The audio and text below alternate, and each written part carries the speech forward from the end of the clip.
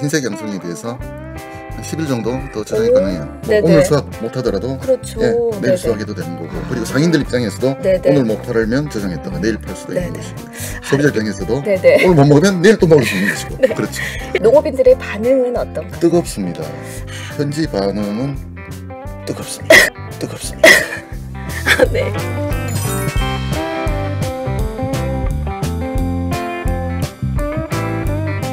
안녕하세요. 경상북도 농업기술원 아나운서 이혜정입니다. 안녕하십니까. 농업환경연구과 버섯팀장 김승환입니다. 네. 자, 오늘 주제가요. 버섯 팀장님이 나오신 만큼 버섯이겠죠. 앞에 전시도 딱 돼 있는데 오늘 얘기할 게 양송이 버섯입니다. 맞습니다. 근데 저도 버섯을 무척 좋아하는데 이게 참 다 수입산이라고 하니까 좀 아쉬워요. 네. 네, 그렇죠. 처음 양송이가 재배될 때만 하더라도 뭐 100% 다 수입이 됐었던 거고, 그러다 보니까 뭐 비싼 값에 네덜란드에서 들어오고 그렇게 되다 보니까 이거를 자급률을 좀 높이자. 목표는 60%였었습니다. 그래서 지금은 65%까지 목표는 초과 달성한 거죠. 근데 지금 앞에 저희가 잠깐 전시를 해놨는데 이게 양송이 버섯, 기존의 양송이는 하얀색으로 다들 잘 알고 계실 거예요. 그렇다면 이 아이가 저희가 개발한 신품종 맞나요? 경상북도에서 개발한 신품종 단석 1호입니다. 그 색깔에서 보듯이 갈색이 나죠. 그래서 갈색 양송이가 되어 있고요. 보시다시피 흰 양송이에 비해서 색깔만 좀 갈색을 띠고 있습니다. 뭐 그 이유는 색소를 함유하고 있다는 것이고, 그러다 보니까 이 품종 특성상 항산화 기능이 더 뛰어난 거죠. 그리고 만져보시면 단단하신 거죠. 상당히 단단해요. 이게 언제 수확한 거죠? 우와. 이게 한 3일 정도, 3일 지났는데도 불구하고 아직 그대로 원형을 유지하고 있는 것은, 그러다 보니까 단단하다 보니까 저장성이 뛰어나다는 장점을 또한 가지고 있습니다. 네, 이 저장성은 솔직히 채소에 있어서 가장 큰 무기가 아닐까 싶어요. 네, 그렇죠. 네, 냉장고에 하루 이틀만 지나도 넣어둔 게 양송이버섯에 흐물흐물해지거든요. 거기다가 항산화 기능까지 정말 농업인들의 뿐만 아니라 소비자들에게도 큰 관심을 받을 것 같은데, 이 기존의 버섯 재배법과도 차이점이 있나요? 뭐 재배법은 동일합니다. 모든 게 동일하고 그대로 기존 품종처럼 그렇게 재배하시면 되는 것입니다. 그러면 일단은 저희가 양송이 버섯을 재배하는 방법, 기술에 대해서 잠깐 영상을 준비했거든요. 잠시 보고 다시 만날게요. 네.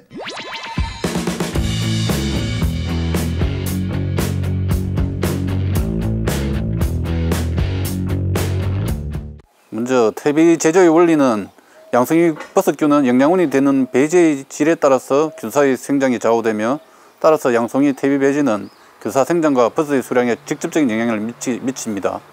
양송이 버섯균은 생장에 필요한 질소, 인산, 칼륨, 칼슘 등 각종 영양분을 퇴비 배지로부터 얻습니다. 퇴비 배지의 구비 조건은 첫 번째, 양송이 균만 잘 자라고 다른 생물들은 자랄 수 없어야 합니다. 두 번째, 양송이 버섯균의 생장 및 자실제 형성에 알맞은 영양분을 함유해야 합니다.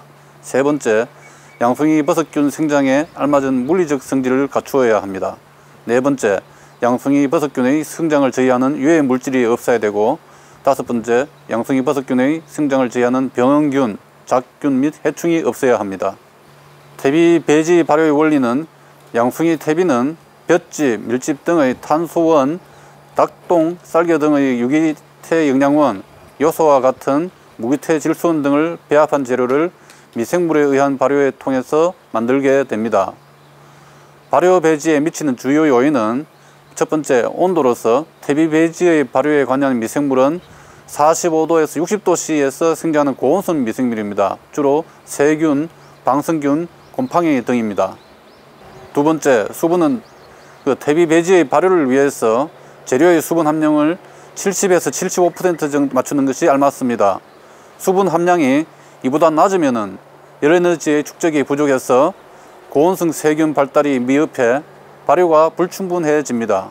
반면 수분 함량이 높으면 물리성이 악화되고 공기가 차단되어 발효가 억제됩니다. 세 번째, 산소 조건은 퇴비 내의 산소가 부족하면 현기적 상태로 변하면서 발효가 중단되고, 퇴비 온도가 떨어져 각종 유해산을 생성하는데 이들은 양송이 버섯균의 생장을 저해하는 역할을 합니다. 종균 제식 및 균성 관리에 대해서 말씀드리겠습니다. 양성이 종균의 접종은 양성이 종균은 공립종균, 퇴비종균, 액체종균 등이 있습니다. 현재는 주를 밀을 배지로 하여 제조한 공립종균이 사용되고 있습니다. 종균의 보관은 직사광선이 비치지 않는 건조한 냉암소에 보관하며 접종 2일 전부터 23도에서 25도 온도에 보관하며 공립종균의 균사가 다시 생장하기 시작할 때 심는 것이 좋습니다. 공립종균은 심하게 흔들면 표면의 균사가 마멸됨으로써 공립이 떨어질 정도로 조금만 흔들어서 알코올로 소독한 그릇에 20에서 30병씩 잘 섞어 접종하는 것이 균사 생장에 유리합니다. 종균의 접종량은 일반적으로 평당 2에서 3kg을 권장하고 있는데 종균 접종량을 높임으로써 균사 생장이 빠르고 수확기가 단축되며 작균 감염을 줄일 수 있는 장점이 있습니다. 종균 접종이 끝나면은 재배사 내를 청결히 하고 신문지나 얇은 부직포로 피복해야 합니다. 피복은 온도와 습도 유지, 병충해를 예방하는 역할을 합니다. 복토는 자실체를 형성시키고 버섯을 곱게 지탱해주며 버섯의 뿌리로부터 양분을 흡수하는 데 도움을 주며 재배사 내의 습도 유지에 도움을 줍니다. 복토 재료의 선택은 75%에서 80% 이상의 공국률을 가져 공기의 유통이 좋고 보수력이 좋으며 가비중이 0.5에서 0.7g 정도로 가벼워야 합니다. 유기물 함량이 4에서 9% 함량하고 있으며 병해충에 오염되지 않고 pH가 7.5 정도인 흙이 양송이 생육에 알맞으며 식양토나 미사질 식양토에 석회를 섞어서 사용하는 것이 좋습니다. 복토 시기 및 방법은 일반적으로 접종된 종균이 균상 대비의 70에서 80% 정도 생장하였을 때 복토를 하게 되며 수분 함량은 65에서 70%, 두께는 2에서 3cm 정도로 합니다. 네, 양송이버섯 재배 기술에 대해서 간단하게 영상을 봤는데요. 이 밖에도 재배법에 관한 다양한 기술 강좌들이 저희 경상북도 농업방송 홈페이지에 많이 있습니다. 네, 박사님의 명강의도 포함되어 있고요. 네, 저희 홈페이지 많이 들어오시면은 다양한 정보를 얻어가실 수 있으니까 자주자주 들러주시고요.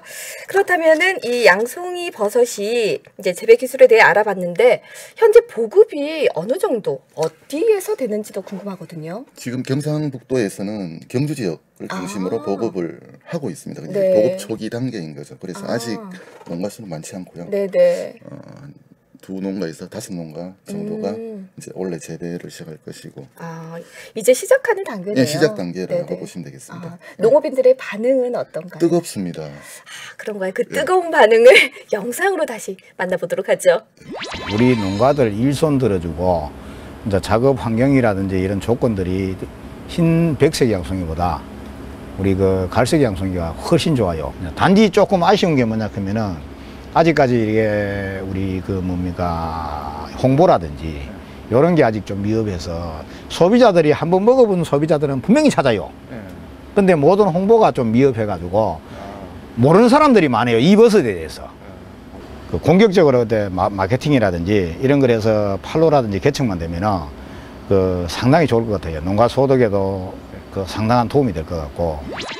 정말 뜨겁네요. 네, 농업인들이 일단 큰 장점을 가지고 있기 때문에 많이 재배를 하고 싶은데 역시나 아쉬운 점은 홍보, 팔로인 것 같습니다. 맞습니다. 네, 고민 많이 되시죠? 많이 됩니다. 저희들이 갈색 양송이 홍보하고 싶어서 뭐 품평회, 또 시식회 다 준비를 했었죠. 몽땅 준비를 했었는데 코로나 때문에 몽땅 취소가 돼버린 거죠. 아쉽습니다. 그러네요. 코로나만 진정된다면 뭐 대대적인 홍보 행사 해서 식감도 뛰어나고 저당성도 뛰어나고 이런 여러 가지 좋은 장점들 많이 가진 버섯을 직접 맛을 보여드리고 싶지만 올해는 솔직히 좀 어렵지 않을까 싶네요. 아쉽습니다. 네, 이렇게 저장성이 길어지면 수출에 상당히 유리할 것 같아요. 네, 수출에 상당히 유리하죠.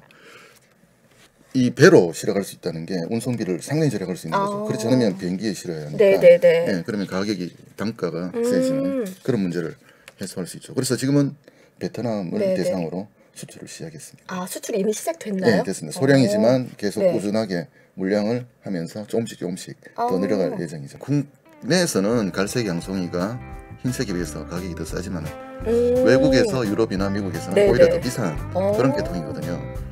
그래서 지금 갈색 양송이 이 갈색을 보니까 흰색만 보다 갈색을 보니까 네네. 양송이 같지가 않아서 소비자가 선뜻 네. 다가가기 힘드는데 네네. 실제 맛도 더 좋고 건강에도 더 좋으니까 네. 갈색을 보시더라도 양송이라 믿고 네. 한번 구입해서 드셔보시기 바랍니다. 네, 소비자분들께 강력하게 추천해 주셨어요. 네, 갈색 양송이가 항산화 기능도 뛰어나고 예, 그렇습니다. 맛도 뛰어나다고 하니까요. 소비자들께서 많이 애용해 주셨으면 좋을 것 같습니다. 네, 기술로 앞서가는 경북농업 오늘은 여기까지입니다. 박사님 고맙습니다. 고맙습니다.